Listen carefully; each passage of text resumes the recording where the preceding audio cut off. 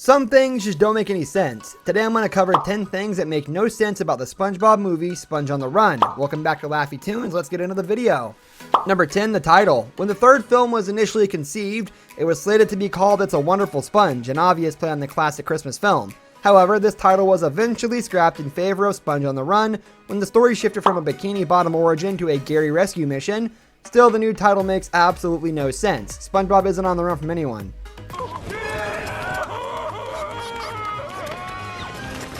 Number 9, Sandy's inventiveness. Throughout the SpongeBob series, Sandy is a guitar player, a karate chopper, and a loyal friend, but it was never once established that she was capable of science on the same level that Tony Stark and Bruce Banner are. Yeah, Sandy's smart, but she legitimately creates artificial intelligence in just a few seconds in this movie. There's no reason for it to be Sandy either. She just happens to show up at the Krusty Krab with a robot. Number 8, snail extinction.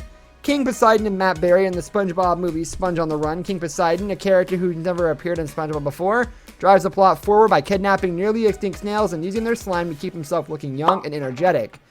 First of all, none of the characters on SpongeBob ever age. Secondly, hoarding the snails because they're almost extinct doesn't make sense. It feels lazy to throw that out there to make a character.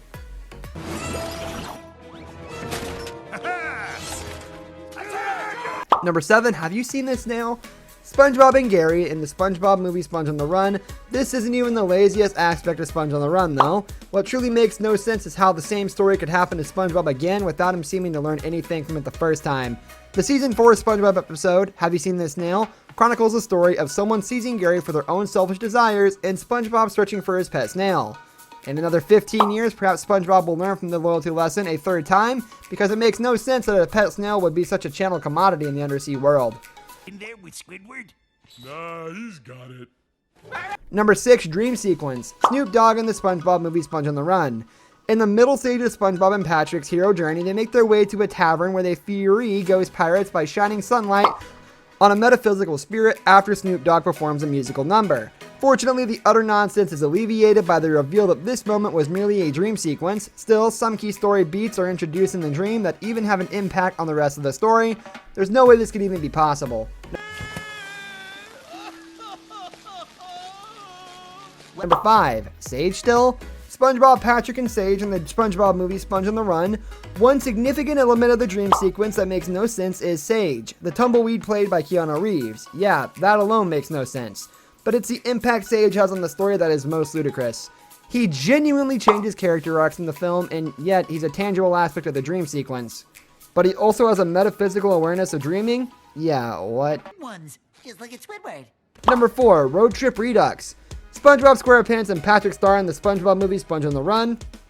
Returning the characters who seem to learn nothing from their previous adventures, SpongeBob and Patrick essentially follow the same character arcs from the first film, even down to the fact that their backdrop is a road trip. SpongeBob's ultimate character growth is to learn that he possesses courage within. Yes, Plankton Girdle. Oh, wow. Too far? No, not at all. Number 3, Plankton's motives. Of course, it's Plankton's arc that is the biggest offender of the sense. One does not even need to journey back to the first film to see what makes the least sense about Plankton's Sponge on the Run journey. In fact, the second film spends most of its time reckoning with Plankton's future in the franchise. Could he ever be wholly good? Probably not. But it makes zero sense why he would be trusted by anyone after this umpteenth betrayal before realizing he was just wrong, just like SpongeBob out of water. As far as I was concerned, the trophy was as... Number 2, friendship origins. SpongeBob, Sandy, and Patrick in Camp Coral, the major emotional climax of Sponge on the Run, centers on a series of speeches from the characters as they reminisce about what they first met SpongeBob as kids at Camp Coral. There is not one aspect of this film that makes sense. For one, SpongeBob's initial relationships with all the characters were established early in the 1999 years. When he meets Sandy for the first time, it's an unnecessary retcon that doesn't hold up to an ounce of scrutiny. I bathed the audience with the sounds of my heavenly clarinet playing. Number 1, backdoor pilot. The part that makes the least sense is about this sequence is that it essentially serves the function of marketing the SpongeBob spinoff as a backdoor pilot.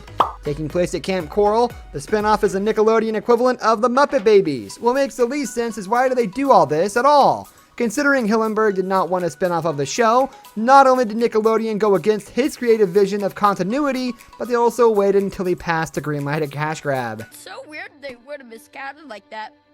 But I guess it's possible. Yay! Nice work, Squidward! No one deserves it more. Wow. This brings us to the end of our video. I hope you enjoyed it. Hit like if you did, and don't forget to subscribe to our channel so you don't miss out on any of our videos in the future. Also watch the 2 videos that are on your screen because I'm sure you'll love them. With that, I'll see you in the next video.